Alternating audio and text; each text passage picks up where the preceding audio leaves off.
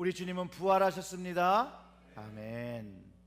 오늘 말씀을 우리가 읽었던 것처럼 예수님께서 죽으신 후 사흘이 지난 아침, 누가 무덤을 찾았죠? 여인들이 무덤을 찾았습니다. 그들이 본 것은 문이 닫혀 있는 그런 무덤이 아니라 무덤은 열려 있었고 그 안에 주님이 계시지 않았고 그들의 인간적 경험으로 이해할 수 없는 영적인 경험을 했다고 성경이 기록하고 있습니다. 그리고 그것을 성경에 이렇게 증언되어 있습니다. 큰 지진이 나며 주의 천사가 하늘로부터 내려와 돌을 굴려내고 그 위에 앉았는데 그 형상이 번개 같고 그 옷은 눈같이 희건을 지키는 자들이 그를 무서워하며 떨며 죽은 사람과 같이 되었더라. 천사가 여자들에게 말하여 이르되 너희는 무서워하지 말라. 십자가에 못 박히신 예수를 너희가 찾는 줄 내가 아노라. 그가 여기 계시지 않고 그가 말씀하시는 대로 살아나셨느니라. 와서 그가 누우셨던 곳을 보라. 또 빨리 가서 그의 제자들에게 이르되 그 죽은 자가 가운데서 살아나셨고 너희보다 먼저 갈릴리로 가시나니 거기서 너희가 배우리라 하라. 보라, 내가 너희에게 일렀느니라 하거늘. 아멘. 여인들이 누구를 만났죠? 천사를 만납니다. 그리고 천사가 십자가에 못 박힌 예수를 너희가 찾는 줄 안다고 말하고 그가 여기에 계시지 않고 그가 말씀하신 대로 살아나셨다라고 가르쳐 줍니다. 예수님의 부활은 인간 역사상 가장 놀라운 소식이며 우리의 인생을 바꾸는 놀라운 진리입니다. 예수님께서 그런 말씀하시죠. 진리가 너희를 자유케 하리라. 주님께서 말씀하신 대로 부활하심으로 인해서 우리의 인생이 죽음 이후에도 또 다른 삶이 있음을 증명해 주셨기 때문입니다. 우리 인생보다 더 좋은 삶일 것이고 영광된 것임인 것을 알려줍니다. 사랑하는 성도 여러분, 죽음이 끝이 아니라면 여러분은 어떻게 살겠습니까? 오늘 우리는 이 질문 앞에 서야 합니다. 왜냐하면 예수님의 부활은 우리에게 단순한 종교적 위로가 아니라 실제로 영원한 생명이 나에게 있음을 가르쳐 주면서 지금 우리의 인생을 바꿀 수 있음을 가르쳐 준다는 것이에요. 성경은 믿음 안에 죽은 자에 대한 죽음을 요한계시록 14장 3절에서 주 안에서 죽는 자들에게 복이 있다고 하고 그들의 수고를 그치고 쉼을 얻게 된다라고 가르쳐 줍니다. 또한 빌립보서에서 바울은 이 세상에 사는 것보다 더 좋은 것이라고 가르치는데 그 이유가 그리스도와 함께 살기 때문이라고 밝히는데 빌립보서 1장 23절의 말씀을 읽어봅니다. 내가 그 둘 사이에 끼었으니 차라리 세상을 떠나서 그리스도와 함께 있는 것이 훨씬 더 좋은 일이라 그렇게 하고 싶으나. 아멘. 즉 세상을 떠나서 그리스도와 함께 있는 것이 더 좋은 일이고 복된 일이라고 가르쳐 줍니다. 즉 예수님의 부활은 나에게 천국의 영원한 삶, 좋은 것이 있음을 가르쳐주고 그 주님과 함께하는 삶이 있다는 것을 가르쳐준다는 것이죠.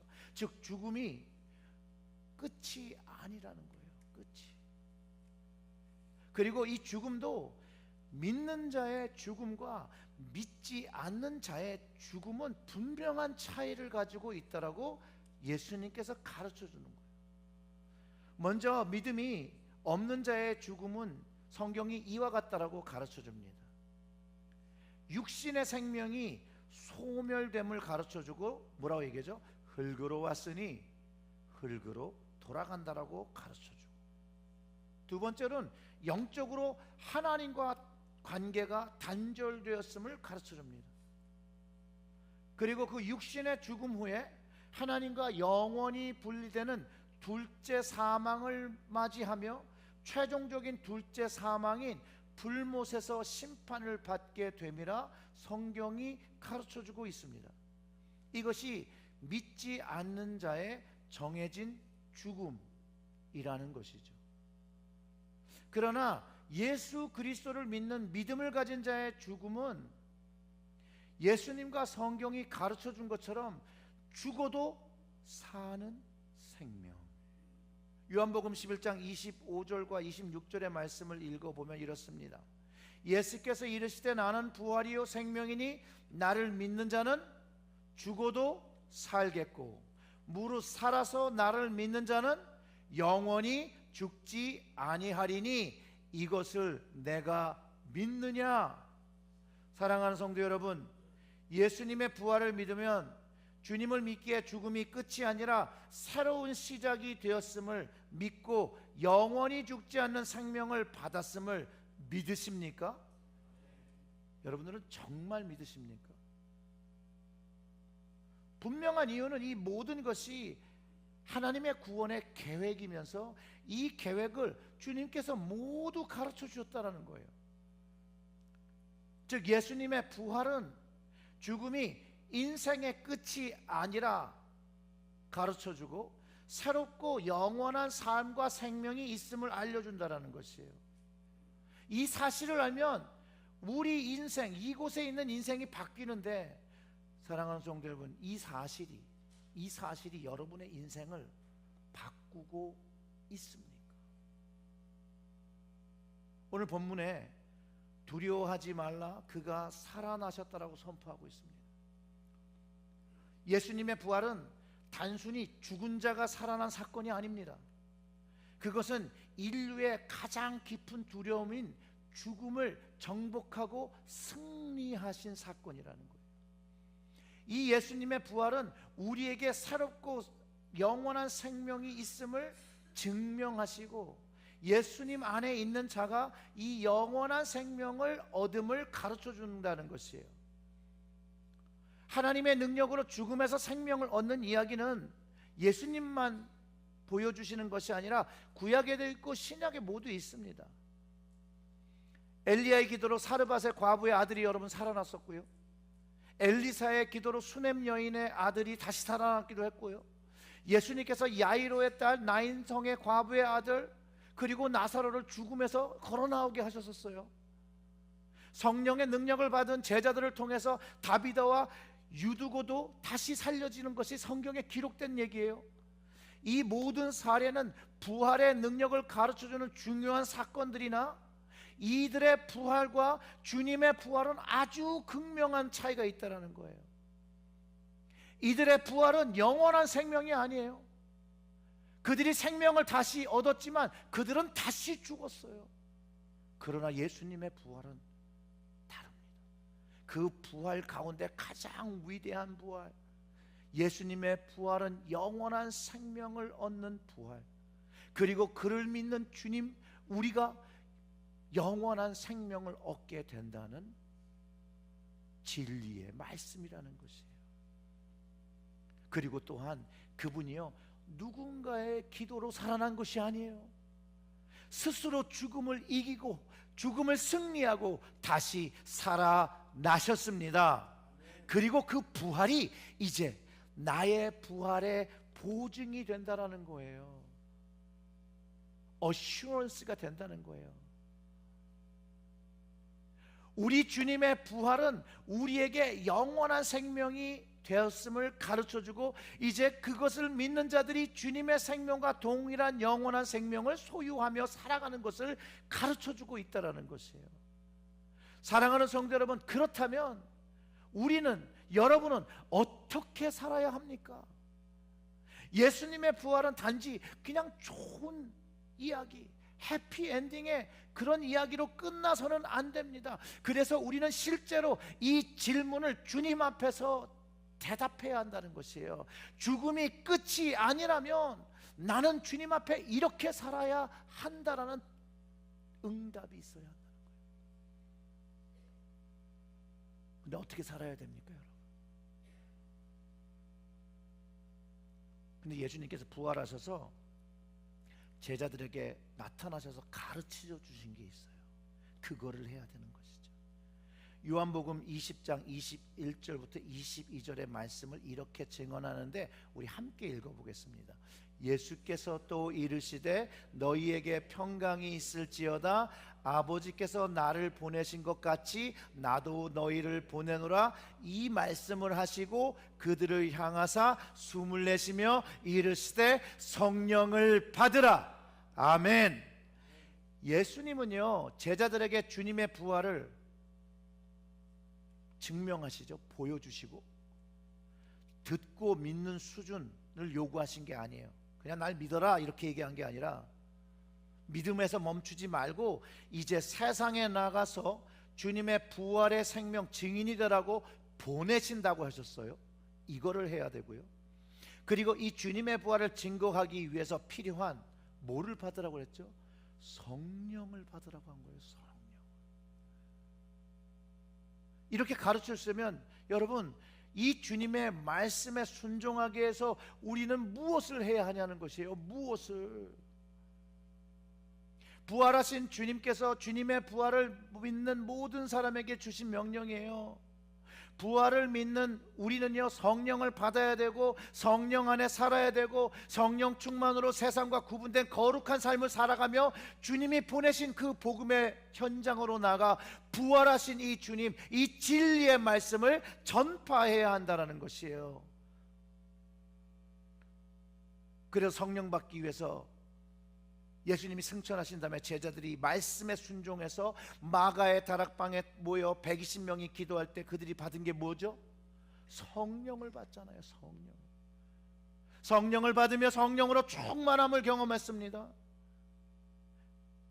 죽음이 끝이 아니며 영원한 생명을 앞에 두고 살 때 분명히 우리에게 필요한 거 성령을 받아서 살아야 함을 분명히 또 예수님께서 가르쳐 주셨다라는 것이에요. 이 말씀을 믿고 순종하여 제자들이 마가의 다락방에 모여 기도했던 것처럼 전심을 다하여 간절히 기도한 것처럼 우리 역시도 기도해야 하는 것이에요. 기도해요. 성령을 사모하며 기도할 때 성령을 받습니다.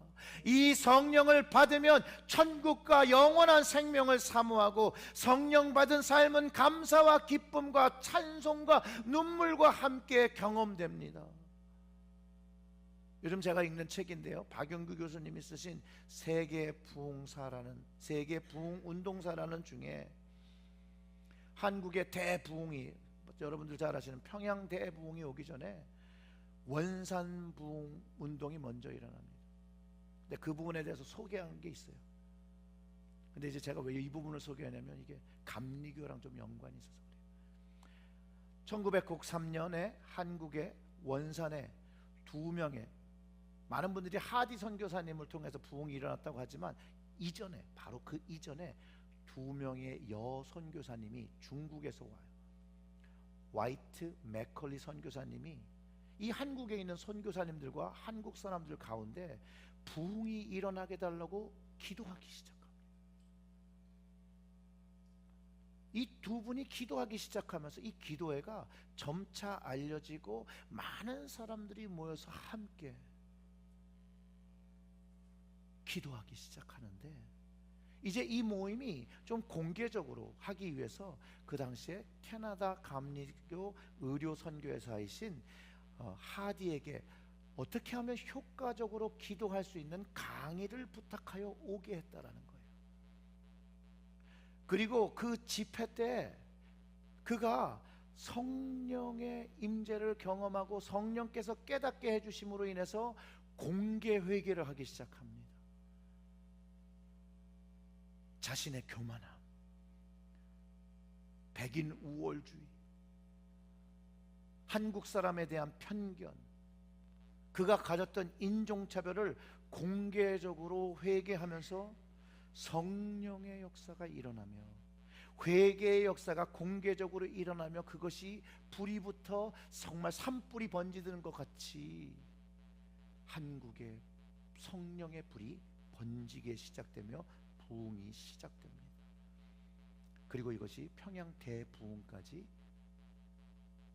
활활 퍼지게 되는 것이에요. 그리고 이 은혜를, 그날 은혜를 받은 하디는요, 성품과 인격이 완전히 변화됐다는 거예요. 이 성령 체험을 한 하디는 그다음부터는 의술이 아니질지라도, 의사였는데 의술이 아니랄지라도 손만 만져도 병이 나았다라는 그런 기록들도 있습니다. 그리고 그 하디 선교사님께서 한 설교 중에 한 부분을 제가 나눠드리면, 아무리 높은 이상도 영적인 힘이 없다면 수행하기가 어렵습니다. 기억하십시오. 이러한 영적인 힘은 계속적으로 기도로만 얻을 수 있다는 사실 말입니다. 우리의 체력이 날마다 음식물을 섭취함으로 유지되는 것이 우리의 영적인 강건함도 날마다 기도를 통하여만 유지될 수 있습니다. 아멘. 기도가 성령을 받고 성령 충만을 유지하며 살아가는 것인 것을 가르쳐 주죠. 성령 받았을 때 영적 강건함을 더 받아서 날마다 기도할 수 있고 말씀에 순종할 수 있게 됩니다. 성령께서 역사하실 때 우리 심령 깊은 곳까지 만지시고 치유하시고 죄를 도말하여 주십니다. 이 성령은요, 그냥 단순한 영이 아니라 부활의 영이십니다. 예수님을 부활시키시고 우리를 부활시키는 그 영, 그 성령을 주님께서 받아야 한다 하셨으니 받아야만 한다는 것이에요. 지금 읽는 이 말씀 로마서 8장 11절을 함께 읽어보겠는데요, 이 너무나도 중요한 말씀입니다. 우리 다 같이 한 목소리로 크게 읽어봅니다.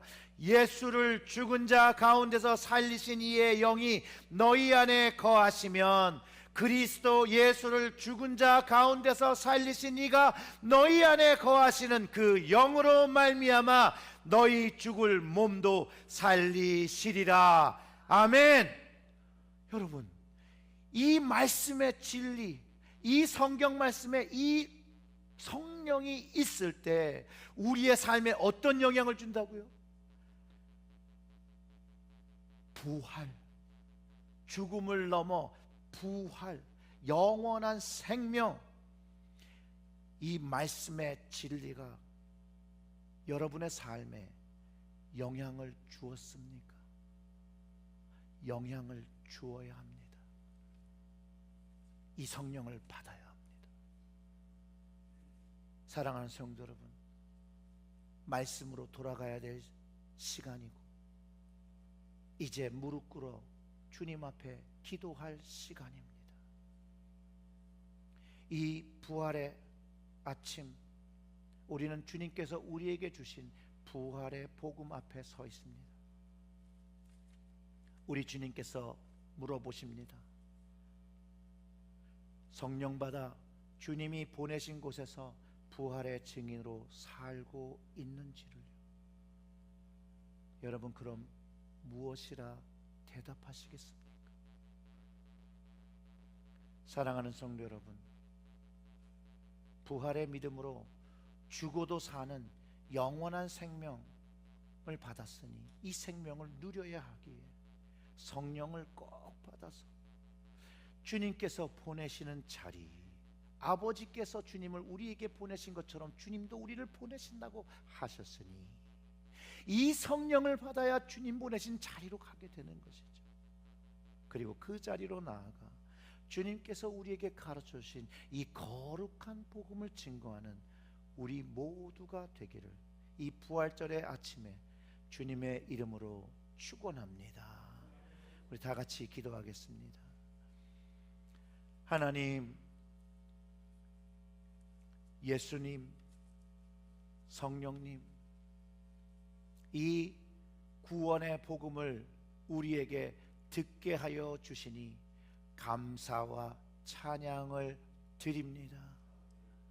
오늘 그 마음에 이 부활의 영이 내 안에 있어 주님 주신 천국을 사모하며 구원에 감사하며 기쁨의 찬송 드리게 되는 우리 모든 심령들에게 기도하며 성령 받으며 성령 충만하며 성령의 말씀에 인도되어 주님 보내신 그곳에 가 주 부활의 증인으로 살아갈 수 있도록 성령님 이 시간 그 생각과 마음과 영을 주장하여 주셔서 성령을 받게 하시고 성령의 기름 부으심이 임함으로 그 삶이 주님 믿고 살아가는 믿는 자의 삶으로 변화될 수 있도록 주여 그 심령을 열고 성령을 받는 모든 심령에게 역사하여